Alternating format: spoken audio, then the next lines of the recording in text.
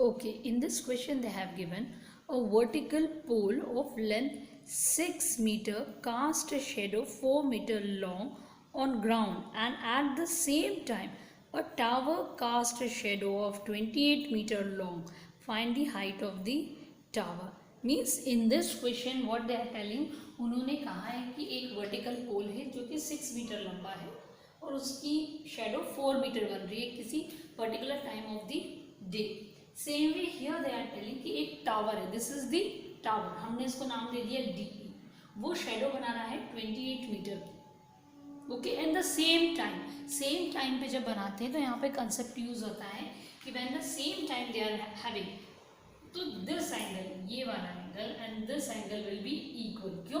क्योंकि हम मानते हैं कि जो सन रेज आ रही है वो अगर किसी टावर पे ऐसा वर्टिकल टावर मतलब स्ट्रेट टावर है और अगर यहाँ से सन रेज आ रही है तो एंगल विल बी सेम. फिर अगर कोई ऑब्जेक्ट इतना छोटा भी होगा then also the angle formed by the ray, ये एंगल और ये एंगल आपस में क्या हो जाएंगे? Equal, because this two towers are vertical, straight हैं, 90 डिग्री के एंगल्स बना रहे हैं. तो आप इस तरीके से भी समझ सकते हैं कि सन से एट द सेम टाइम जो एंगल बनते हैं विद द वर्टिकल टावर उनकी वैल्यू सेम रहती है. ठीक है, और ये 90 डिग्री के हैं तो हम इसको ऐसा भी मान सकते हैं कि ये दोनों पैरेलल हो गई, ये ट्रांसवर्सल हो गई. तो ये आपके कौन से एंगल्स हो गए? देखिए, करस्पॉन्डिंग एंगल्स हो गए पैरेलल लाइन के. तो obviously they will be equal. तो आप दोनों में से कोई भी कंसेप्ट अपना परमानेंट माइंड में रख सकते हैं. Sun rays is more convenient. Sun rays वाला कंसेप्ट ध्यान रखेंगे तो इससे रिलेटेड जो भी क्वेश्चंस आएंगे will be able to solve. जब भी लाइट रेज शेडो के फॉर्म में आती है और दे कहते हैं कि टावर्स आर वर्टिकली, मतलब ऐसा straight, means they are making this angle of 90 degree अगर बना रहे हैं. ओके, वर्टिकल टावर्स हैं तो जो शेडो फॉर्म होगी एट दैट पर्टिकुलर टाइम तो उनके ये एंगल्स भी सेम होंगे और ये वाला एंगल भी कॉमन ही रहेगा. ओके, मीन्स ये छोटा ट्राइंगल इस बड़े ट्राइंगल के क्या हो सकता है? Similar, because all angles are same. Same में हमने ये दो फिगर बना दिए. जो छोटा हमारा पोल है उसको नाम दे दिया A B C and the big tower we have given the name D E F. Now again we have written in triangle A B C and D E F. वही दो चीज़ें जो मैंने आपको एक्सप्लेन करी थी, same thing is written.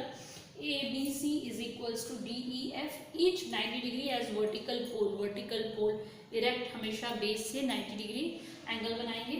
Then B A C is equals to E D F, ये ऊपर वाले एंगल्स सेम हो गए since shadow are cast at the same time. एक सेम पर्टिकुलर टाइम पे एक शेडो बन रही है तो it will make a same angle.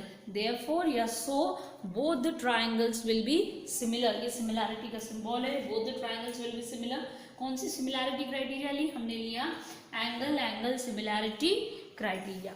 अब जैसे ही दोनों ट्राइंगल सिमिलर हो गए, what we can do is, यहाँ पे हमें मालूम है कि देयरफॉर ये रेशियोज हैं इनकी करस्पॉन्डिंग साइड्स का, A B upon D E और B C upon E F.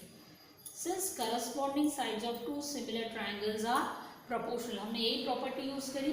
अब हमें यहाँ पे ये साइड्स की मिल गए हैं रेशियो के फॉर्म में, तो now we will put the values. अब हम इसमें वैल्यू पुट करेंगे. तो लेट्स सी, जो क्वेश्चन में वैल्यू दी हुई है 6, 4, 28 और डी ई पता लगाना है तो we will not change D E, तो we will keep it as it is.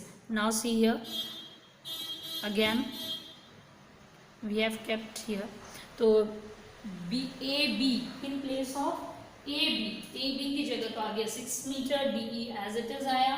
फिर बी सी की जगह आ गया 4 मीटर और ई एफ की जगह आ गया 28 meter. Now you will cross multiply, जैसे कह सकते हैं कि ये जो 28 है ये तो इधर शिफ्ट हो जाएगा, डी ई इधर जाएगा और जो 4 है वो इसके नीचे आ जाएगा. तो you will get the equation D E is equals to 28 into 6. 28 इधर चला गया 6 के साथ मल्टीप्लाई. ऑब्वियसली डी ई इधर 4 के साथ गया तो we want the value of D E, तो 4 को तो नीचे शिफ्ट होना है, 4 वेंट डाउन. फिर हम कैंसिल कर लेंगे and we will get as 42 metre. So thus the height of the tower is 42 metre. This question can be change. हो सकता है क्वेश्चन में वो आपको हाइट ऑफ द टावर दे दें, दे कैन आस्क कि find the shadow of the tower, तो भी हमारा कंसेप्ट विल बी सेम.